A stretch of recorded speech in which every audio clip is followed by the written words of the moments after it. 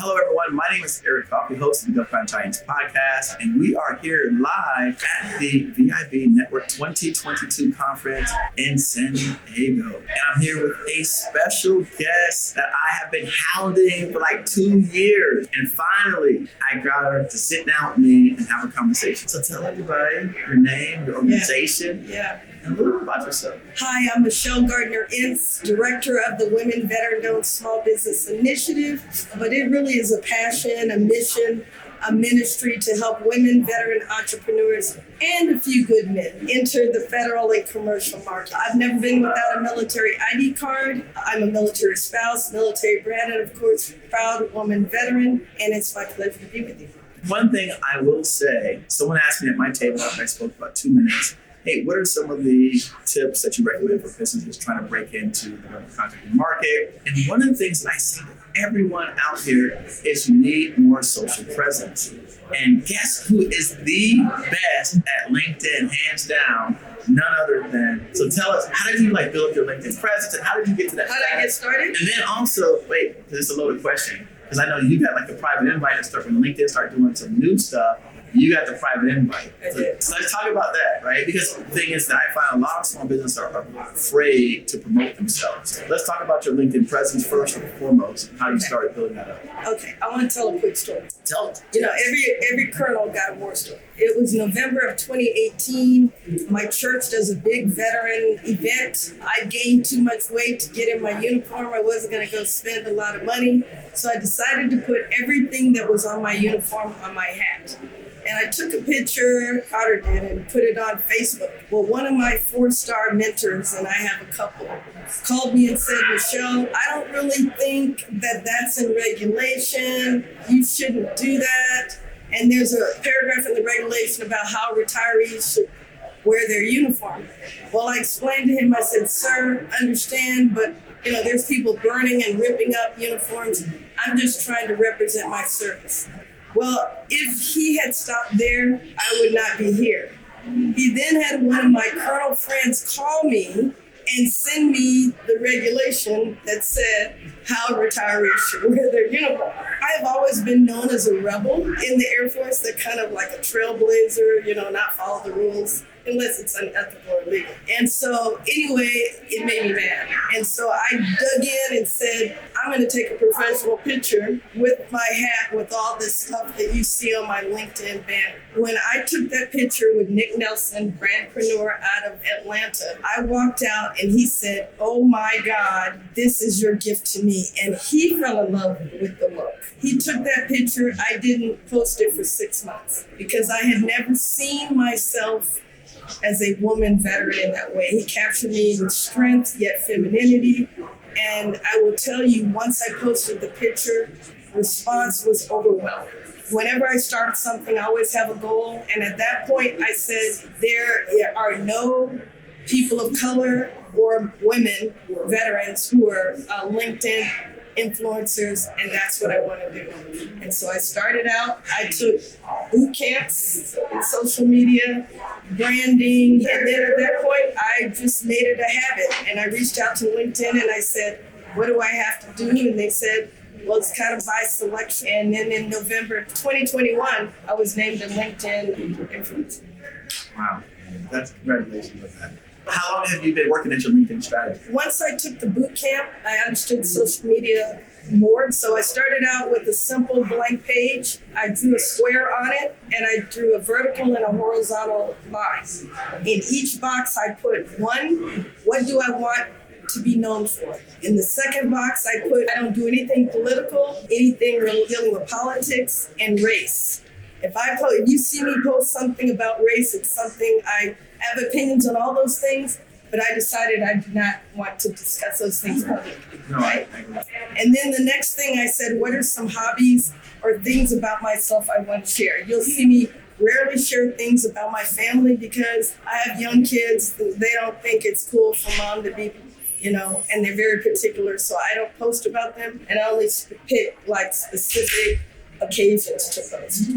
But then I decided What I do want to post is I don't post about equity in entrepreneurship. I don't post about homelessness. I don't post about unemployment. I don't post about military sexual trauma. It's very niche down, and I stay in my box. Every once in a while, I might add something like this new equity and government contracting sessions that I do on Wednesdays. Okay. That's my new jam. What would you say that having that immediate focus, that laser-beam focus, has helped propel you to become an influencer? I would say it did, because it's easier for people to find you when they know what you're about. There is nothing dealing with women, veteran entrepreneurship, or people like, I've been interviewed by LinkedIn Live, USA Today, Washington Post, several other publications, because when they want to talk about women in business, women veterans in business, you're the one. I'm the one. So my goal is to be a thought leader, be sought after as a speaker, trainer, and consultant to those people who want women veterans who are, oh, by the way, a top secret weapon if you get them on your team. Now, how did you go with the name VetBizLady? Well, first of all, I was the director of VetBiz when I came to VA in December of 2011. I was in charge of the certification program. At that time, it would take you 180 days to get certified. I was just telling somebody 3 years later, we were ISO 9000-1 certified, and we were down to 40 days. So I thought, veteran woman business, let's just add lady onto it. And so that's kind of how it came about. And the program started in January of 2019. It's interesting because I start working with small businesses around the country, and I start finding that they might have been successful in one area. You mentioned that you started studying marketing. Yes. You start studying social media. Yes. And so I think that a lot of people totally neglect that side of the business. And I've had a hard time getting some of my people to understand that. But if you listen to what she said, she went out and made an effort to take the classes and to learn and to invest the money and the time to do this. So nothing happens by accident. No. And being consistent. Every morning I'm up 3:30, 4 o'clock doing my own post. Okay. I take pictures professionally twice a year, because depending on the focus for the second half of the year are the kind of photos I take, so that when it's time to create posts, I'm just pulling from pictures and putting them together. And oh, by the way, Canva is a must, using right. Canva. And also I use Otter. Otter, I just told somebody, is a great app for transcribing meetings, capturing ideas from different podcasts, but it's about consistency. And I don't really care what the algorithms say, because I tried playing around. They say you should post from 8 to 10, and then, during lunch. I ignore all of that, because my purpose is to bring awareness that women veterans are this nation's national treasure. They are underserved, underemployed, underutilized, underrepresented, and undervalued. But if you add a woman veteran to your team as either a teaming partner or an employee, I guarantee you there'll be success. Wow. So now we could talk about the women veteran side. So tell us, your current role and what is it exactly that you do for women veterans. We know you do a lot. I do a lot. And I know that I've personally sent over some of my people over to you. Yes. And everyone raves about her. So I don't know exactly what she does, but everyone raves about her.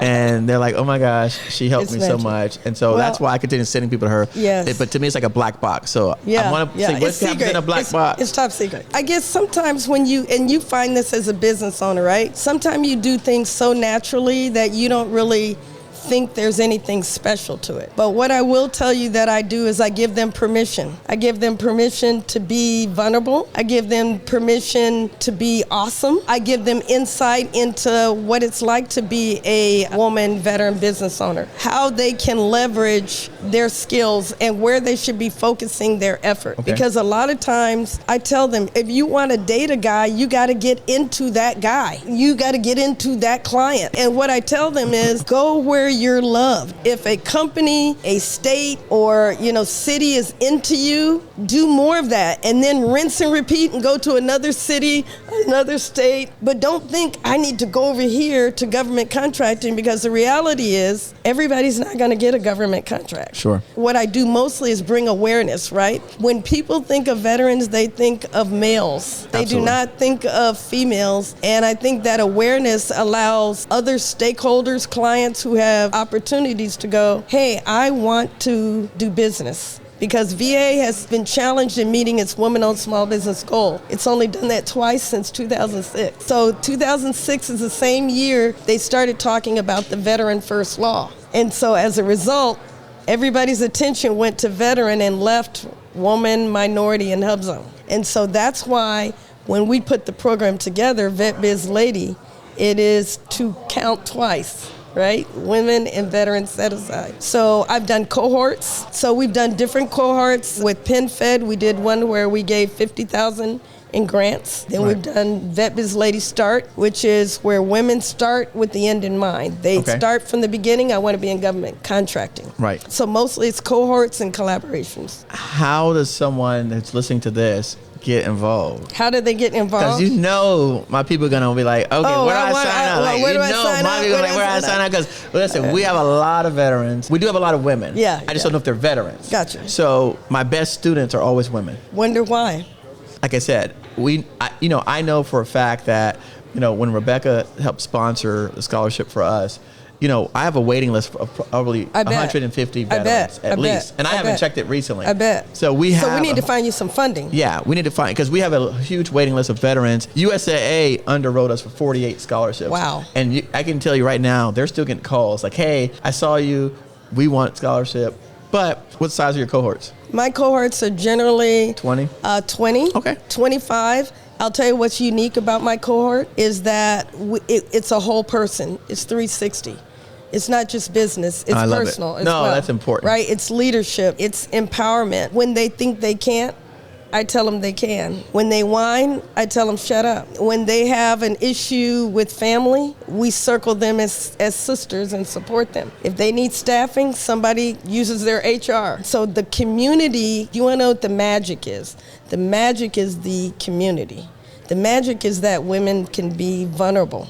Right. And share that I'm struggling to give for my kids and do business. I cannot do that in a unisex environment because it seems like I have to be strong in front of them, right? So that's the magic. No, and I recognize the value in that. Early on in my career, I was part of the entrepreneurs organization called EO. Mm-hmm. And one of the things that the EO teaches us is those things, right? So we look at the whole of a person, because you can't be successful in business if you're failing at your family life, or if you're having personal issues or relationship issues. So I understand that completely. Yes. But all programs don't address the whole person. No. So, I know. So I respect and value that. And we don't even do that in my group. Like, we don't do that enough. I talk about mindset, but that's really, I don't get into the family or anything like that. But that's excellent to know, like, a little bit what's inside your black butt. So I appreciate you sharing that. No, and I appreciate it because the people that want that and are going to gravitate to it. And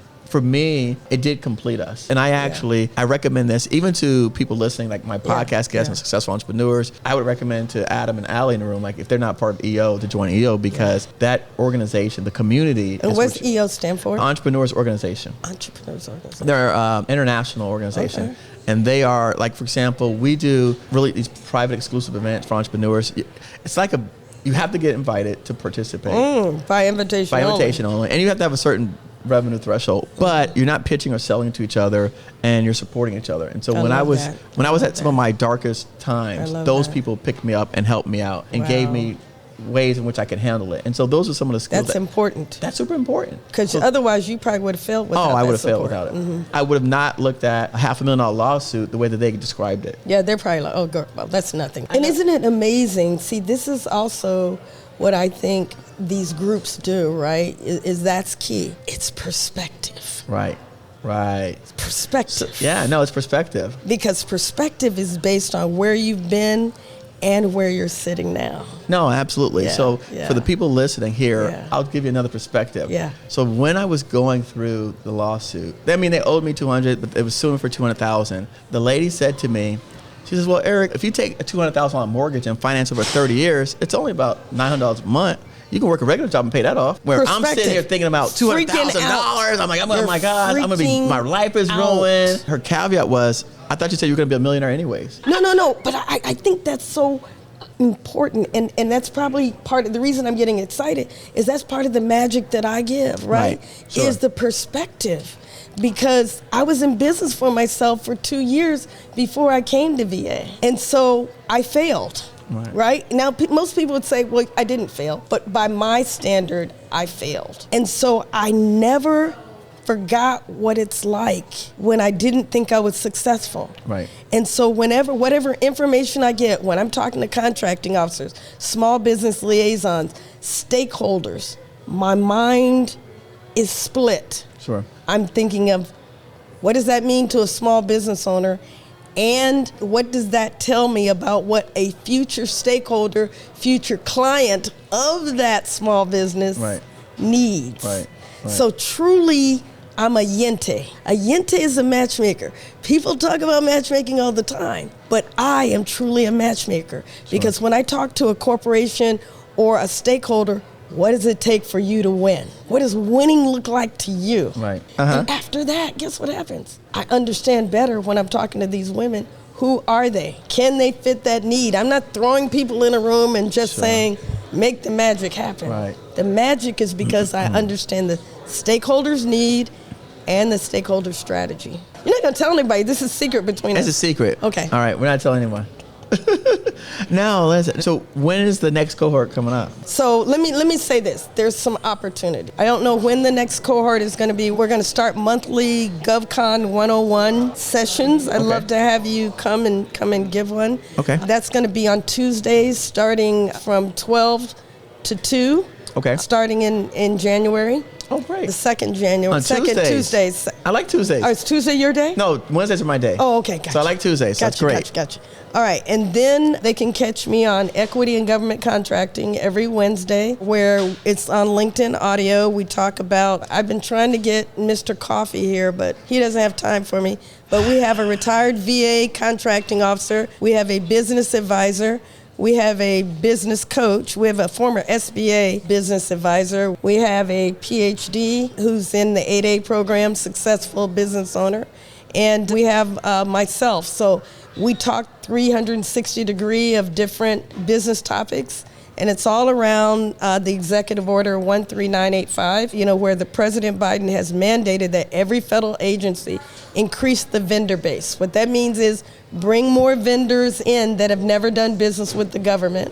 And second of all, increase their procurement spend accordingly. Are we having a problem with bringing vendors in? We are. Is that why they did that? I think so. I think so as well. But never in history has it been an enterprise federal-wide initiative. And you can find their reports whitehouse.gov/equity. And tell us the number again. Executive Order 13985. Okay, great. We're trying to help our community because the minority, women, and veteran community we need to demystify and take the fear off of doing government contracting. And that's what we're doing. How long have you been supporting Rebecca and the VIB Network? 3 years. And they are amazing. Oh my God. Can I do a free plug? Of course. That's why I gave you a layup. Thank you. I appreciate it. Veteran in Business, in my mind, is the most diverse and the most inclusive veteran business conference in the country. There's a lot of conferences, but nobody does it better. It's always first class.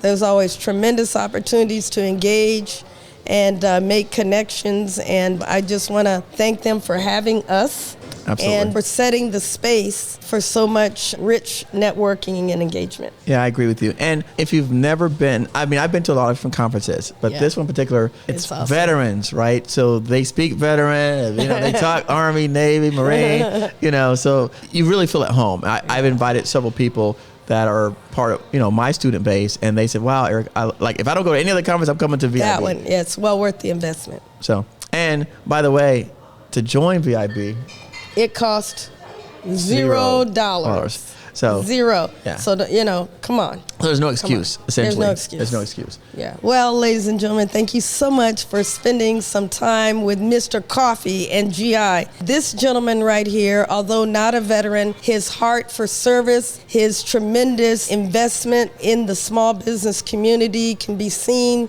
by many of his clients and students. Eric, it's been my delight, but appreciate you and thank you for the opportunity. No, thank you for coming on, and I'm glad that we were able to finally sit down together. Yeah, So and this is thank good. you, audience, for joining us too. Thanks for having us. And by the way, before we go, we'll have all the information or contact and stuff in the show notes wherever you find this interview. Thanks so much.